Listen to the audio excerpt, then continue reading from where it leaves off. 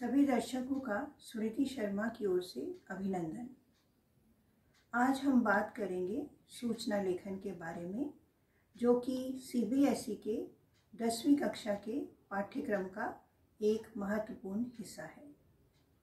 English में सूचना को नोटिस कहते हैं और इसको लिखित रूप में तैयार करने को नोटिस राइटिंग अथवा सूचना लेखन कहते हैं। परीक्षा में इससे संबंधित प्रश्न 5 अंकों का आता है।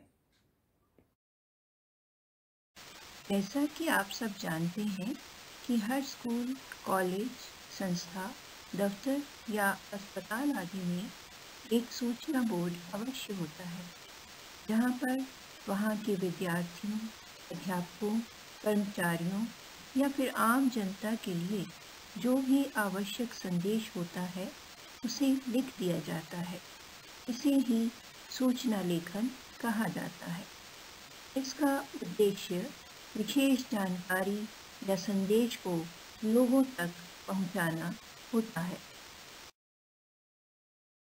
स्कूल के सूचना बोर्ड पर अक्सर किसी खेल प्रतियोगिता, कवि सम्मेलन, प्रश्नोत्तरी प्रतियोगिता अर्थात क्विज कंपटीशन, आने वाली परीक्षा अथवा स्कूल के समय में परिवर्तन आदि की सूचना दी जाती है।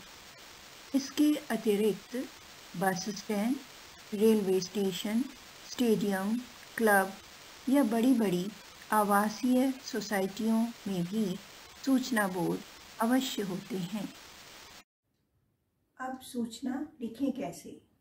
बच्चों, बहुत ही आसान होता है सूचना को लिखित रूप में तैयार करना, क्योंकि सब कुछ तो उसके प्रश्न में ही लिखा होता है। केवल 2 या 3 वाक्य आपको स्वयं लिखने होते हैं।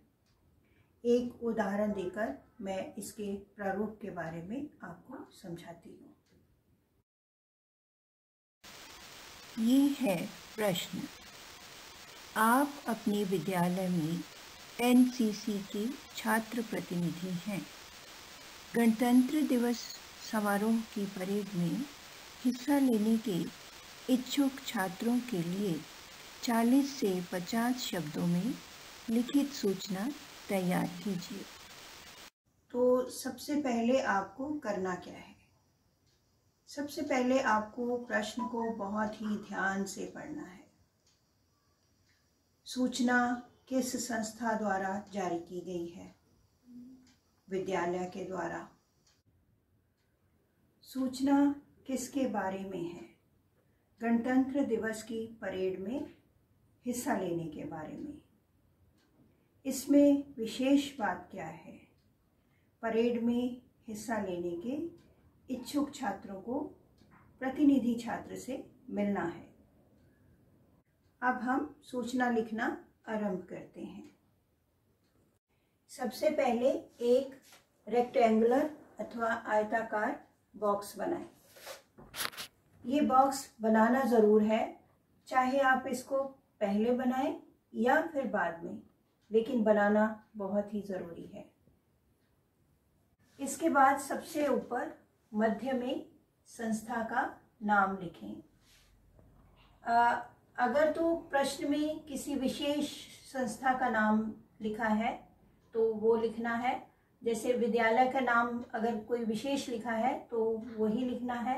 अदरवाइज परीक्षा में अ, ब, स विद्यालय ऐसे करके लिख देना है। फिर उसके बाद थोड़ा सा बड़ा करके लिखेंगे सूचना। फिर उसके पश्चात इसका सूचना का विषय क्या है? मुख्य विषय है गणतंत्र दिवस परेड। उसके पश्चात ये बाईं ओर आप दिनांक लिखेंगे।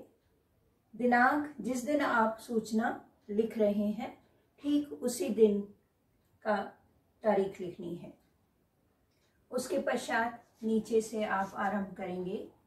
सभी छात्रों को ये सूचित किया जाता है कि हमारे विद्यालय में 26 जनवरी 2021 को गणतंत्र दिवस के उपलक्ष्य में परेड कराए जाने का कार्यक्रम है, जिसमें अन्य विद्यालयों के छात्र छात्राओं में परेड प्रतियोगिता करवाए जाने का भी प्रावधान है।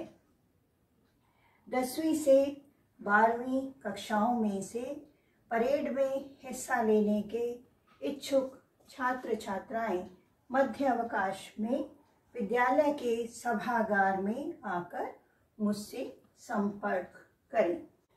इतना होने के पश्चात नीचे अपना नाम लिख दें।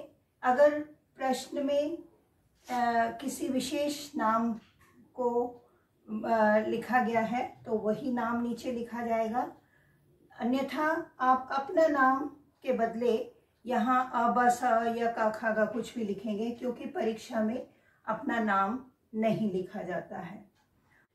नाम लिखकर हस्ताक्षर करने के पश्चात आप सूचना जारी करने वाले का पद अवश्य मेंशन कर दें। जैसे कि यहाँ पर सूचना जारी करने वाले का पद है छात्र प्रतिनिधि, तो अंत में छात्र प्रतिनिधि और उसके पश्चात दाईं ओर धन्यवाद लिखकर सूचना को समाप्त कर सकते हैं। तो इस प्रकार यहाँ पर इन सब प्रश्नों का उत्तर मिल रहा है कि कार्यक्रम कहाँ, कब और क्यों होना है। सो इस प्रकार ये सूचना आपकी पूरी तरह कंप्लीट है। एक अन्य उदाहरण देखिए। प्रश्न इस प्रकार है, आप सार्वजनिक पुस्तकालय के अध्यक्ष हैं। पुस्तकालय का समय बढ़ाया जा रहा है तथा सोमवार को अवकाश रखने का निश्चय किया गया है। इसके लिए 40 से 50 शब्दों में सूचना तैयार कीजिए। अब हम सूचना लिखना आरंभ करते हैं। सबसे ऊपर जिस संस्था द्वारा सूचना जारी की जा रही है, सार्वजनिक पुस्तकालय, उसके बाद नीचे थोड़ा सा बड़ा करते हुए लिखेंगे सूचना। सूचना का विषय क्या है, उसके ठीक नीचे समय परिवर्तन। अब बाईं ओर दिनांक, जिस दिन सूचना लिखी जा रही है उसी दिन की तारीख लिखेंगे। तारीख से ठीक नीचे से हम शुरू करेंगे दाईं ओर जाते हुए। इस क्षेत्र के सभी निवासियों को ये सूचित किया जाता है कि आप सभी की सुविधा को ध्यान में रखते हुए पुस्तकालय के खुलने का समय सुबह 9 बजे की अपेक्षा 8 बजे और बंद होने का समय शाम 5 बजे की अपेक्षा 7 बजे तक बढ़ा दिया गया है। प्रत्येक सोमवार को पूर्णतः अवकाश रखा जाएगा। तो ये सारी इन्फॉर्मेशन जो हमें देनी थी इसमें आ गई।